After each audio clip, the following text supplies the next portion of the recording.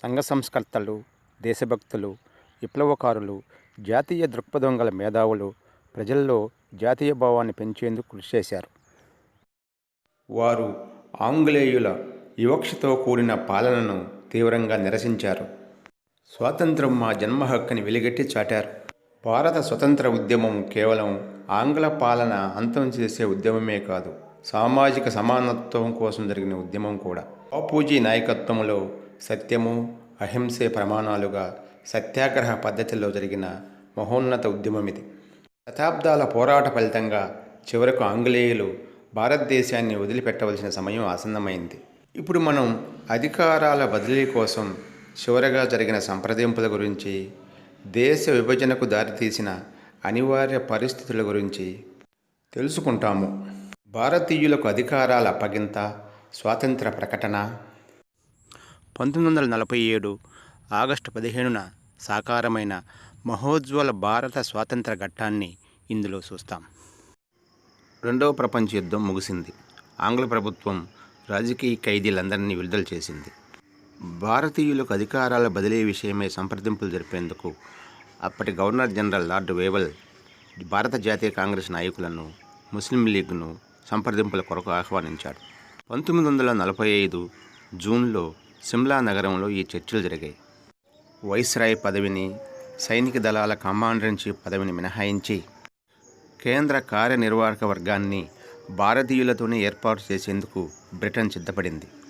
ఈ కార్యనిర్వాహక వర్గానికి సభ్యుల ఎంపిక విషయంలో ముస్లిం లీగ్ అభ్యంతరాలు తెలిపింది.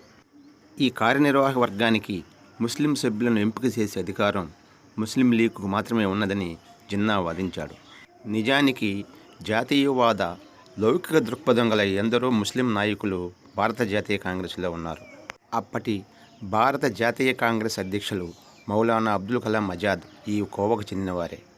ఈ సంప్రదింపులకు భారత జాతీయ కాంగ్రెస్ ప్రతినిధి బృందానికి మౌలానాయే నాయకత్వం వహించారు. జవహర్లాల్ నెహ్రూ నాయకత్వంలో తాత్కాలిక ప్రభుత్వం ఏర్పాటు. June 15, Friday, 8 a.m. 10 minutes ago, we were informed that we were unconditionally released. I came from the long seclusion of prison to crowds and intense activity.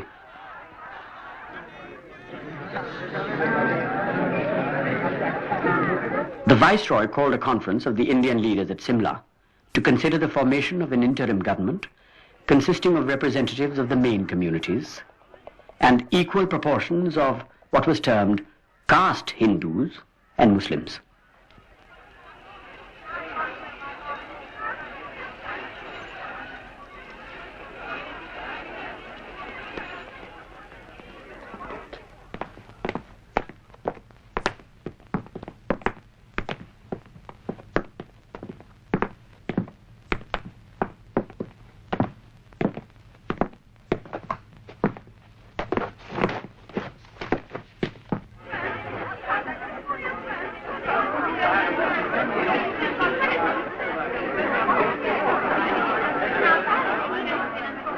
Six days ago, my colleagues and I sat on the chairs of high office in the government of India.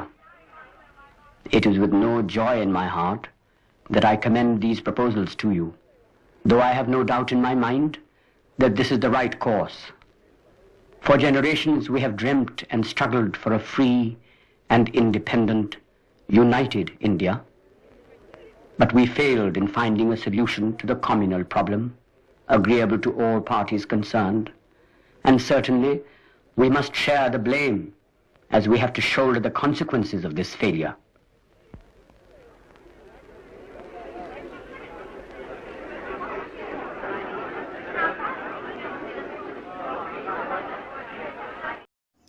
చివరి ప్రత్యామ్నాయంగా దేశ విభజన. భారతదేశము, పాకిస్తాన్ వేరువేరు దేశాలు. 1945లో బ్రిటన్లో జరిగిన ఎన్నికల్లో కార్మిక పక్షానికి చెందిన క్లెమెంట్ అట్లీ ప్రధానమంత్రి అయ్యారు.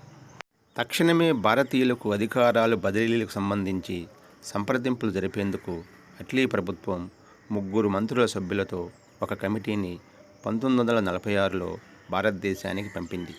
దీనినే క్యాబినెట్ మిషన్ అంటారు. సర్ స్ట్రాఫర్డ్ క్రిప్స్, పెతిక్ లారెన్స్, అలెగ్జాండర్ ఈ కమిటీలో సభ్యులు. 1946 మార్చిలో ఈ కమిటీ భారతదేశాన్ని చేరుకున్నది. 3 నెలల పాటు దేశంలో వివిధ వర్గాలను, నాయకులను సంప్రదించింది. భారతదేశాన్ని విభజించకుండా 3 అంచెల సమాఖ్య విధానాన్ని ప్రతిపాదించింది. కానీ వీరి ప్రతిపాదన భారత జాతీయ కాంగ్రెస్కు కానీ ముస్లిం లీగ్కు కానీ ఆమోదం కాలేదు. ముస్లింలకు ప్రత్యేక దేశం ఏర్పాటు కావాలని, ఆంగ్లేయులు భారతదేశం వదిలిపోకముందే ఇది జరగాలని, చర్చలు సంప్రదింపుల ద్వారా ఇది జరిగే పని కాదని, ఇందుకు ముస్లింలు వీధుల్లోకి రావాలని జిన్నా పిలుపునిచ్చాడు. పాకిస్తాన్ సాధనకు ప్రత్యక్ష కార్యాచరణకు దిగాలని ముస్లిం లీగ్ పిలుపునిచ్చింది. 1946 ఆగస్టు 16న ప్రత్యక్ష కార్యాచరణ దినంగా ప్రకటించింది. ఆ రోజు నుండి కలకత్తా నగరంలో అల్లర్లు చెలరేగి కొన్ని రోజుల పాటు కొనసాగాయి. వేలాది మంది ప్రజలు మరణించారు.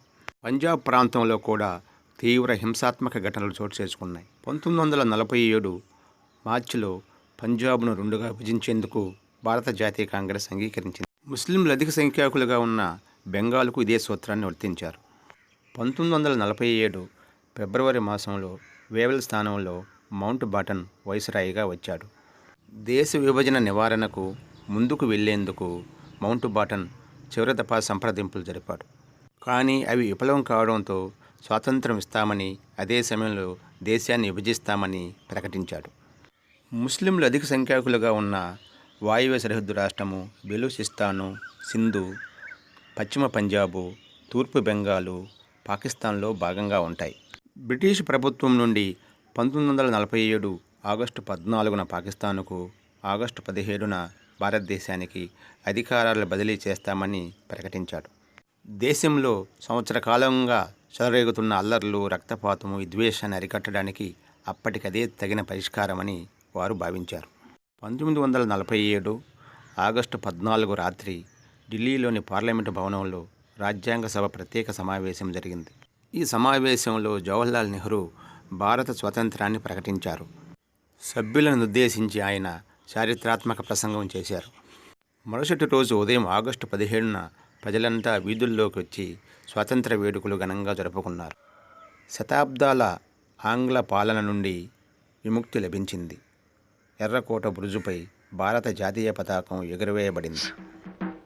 Mahatma Gandhi, while opposed to partition, proposed a form of self-determination whereby in the Muslim majority provinces, both Muslims and Hindus would vote on the issue of separation. Jinnah insisted that Muslims alone should vote on the question of separation, and that separation should be effected while the British were in India and not after India had become free.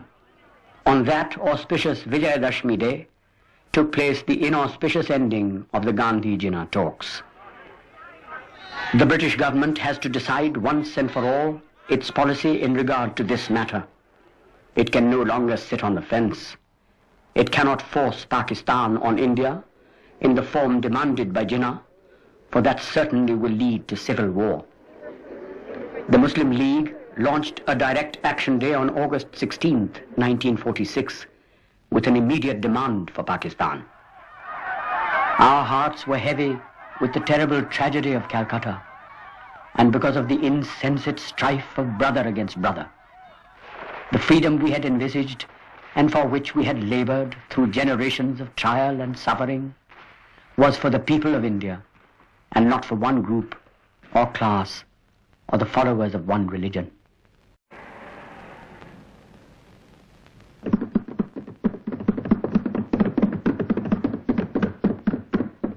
Long years ago, we made a tryst with destiny, and now the time comes when we shall redeem our pledge, not wholly or in full measure, but very substantially.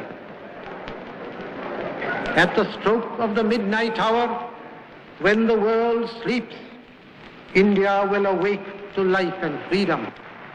A moment comes which comes but rarely in history, when we step out from the old to the new, when an age ends, and when the soul of a nation, long suppressed, finds utterance. It is fitting that at this solemn moment we take the pledge of dedication to the service of India and her people and to the still larger cause of humanity.